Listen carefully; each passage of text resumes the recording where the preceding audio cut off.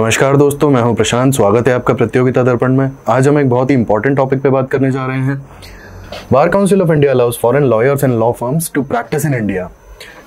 News देख लेते हैं इससे जुड़ी। Bar council of India notified rules for registration and regulation of foreign lawyers and foreign law firms in India 2022, thus allowing foreign lawyers as well as foreign law firms to practice law in India।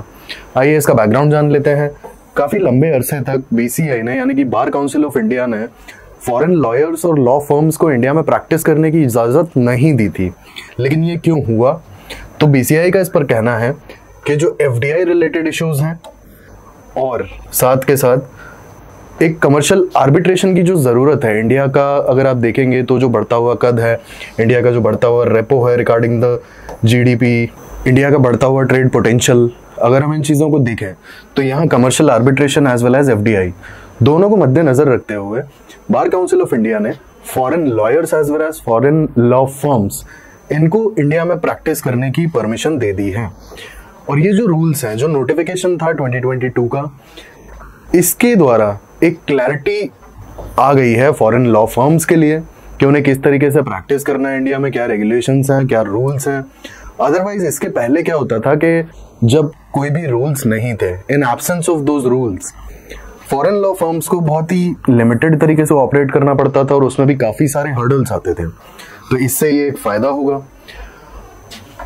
Foreign lawyers and law firms are being allowed by Bar Council of India to practice in India. However, they cannot practice law in India. अब ये क्या है? Actually, Advocates Act 1961 ये कहता है कि सिर्फ और सिर्फ बार काउंसिल जिसे परमिशन देगा और जो बार काउंसिल के साथ में रजिस्टर्ड होगा वही इंडियन लॉ प्रैक्टिस कर सकता है। और अब यहाँ पे एक ट्विस्ट है। जो रूल्स है 2022 के, उसके according foreign lawyers as well as foreign law firms इनको सिर्फ और सिर्फ कॉर्पोरेट वर्क और ट्रांजैक्शनल वर्क की ही प्रैक्टिस करने की परमिशन दी गई है, यानी कि नॉन लिटिगियस लिटिगेशन रिलेटेड काम ये लोग नहीं कर सकते हैं अभी भी। ये चीज काफी इंपॉर्टेंट है। अगर एग्जाम में इस तरीके का क्वेश्चन आता है कि they are allowed in every sphere या फिर they can practise Indian law, तो याद रखिएगा they can not practise Indian law, non litigious work. फिर बात करते हैं इंडियन लॉयर्स जो कि फॉरेन लॉ फर्म्स के साथ में एसोसिएटेड हैं, उनके ऊपर भी ये वाला लिमिटेशन अलाउ होता है। भले ही वो इंडियन है, भले ही वो बार काउंसिल ऑफ इंडिया के साथ में रजिस्टर्ड है, एनरोल्ड है, लेकिन वो अगर फॉरेन लॉ फर्म से एसोसिएटेड है और उनका काम अगर देख रहे हैं तो वो भी सिर्फ और सिर्फ नॉन लिटिगियस प्रैक्टिस ही कर सकते हैं। ये रेस्ट्रिक्शन उनके ऊपर भी लगा हुआ है। आइए आगे बढ़ते हैं। इसके अगर हम सिग्निफिकेंस की बात करें तो ये बहुत ज़रूरी स्टेप था। जैसा कि मैंने आपको बताया कि इंडिया का बढ़ता हुआ ट्रेड पोटेंशियल, इंडिया का इकोनॉमी और ग्लोबल प्लेटफॉर्म पे इंडिया का जो इमेज है, तो इसके लिए ज़रूरी था कि फॉरेन लॉ फर्म्स को ये परमिशन दी जाए कि वो इंडिया में प्रैक्टिस करें। अब नेक्स्ट चीज़ अगर हम डिस्कस करें तो यहाँ पे काफ़ी बड़ा पोटेंशियल प्रोवाइड करेगा ये मिड साइज फर्म्स को, एज वेल एज जो भी लॉ फर्म्स इंडिया में प्रैक्टिस कर रही हैं।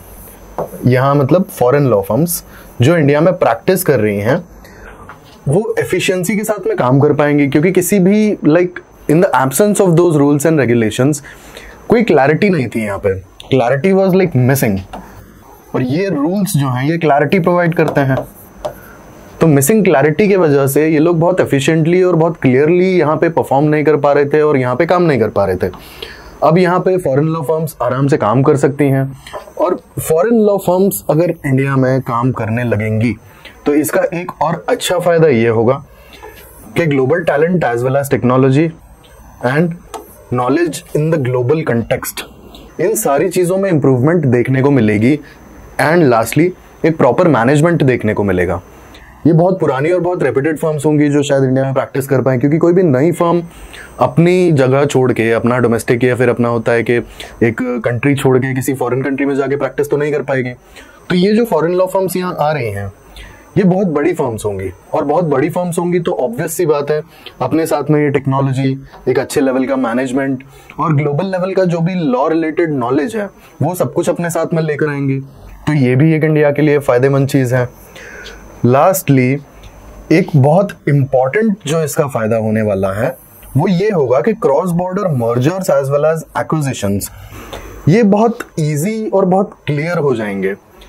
इनके लिए लाइक फॉरेन लॉ फर्म्स के साथ में काम करना, और कोई मतलब फर्म है जिसका इंडिया में कोई भी लाइक एस्टैब्लिशमेंट है, और अगर इंडिया में एस्टैब्लिशमेंट है, भले ही वो फॉरेन फर्म है, लेकिन इंडिया में एस्टैब्लिशमेंट है तो इंडियन रूल्स के हिसाब से उसे यहाँ के रूल्स भी फॉलो करने पड़ेंगे, यहाँ के लॉज भी फॉलो करने पड़ेंगे, लॉ ऑफ द लैंड।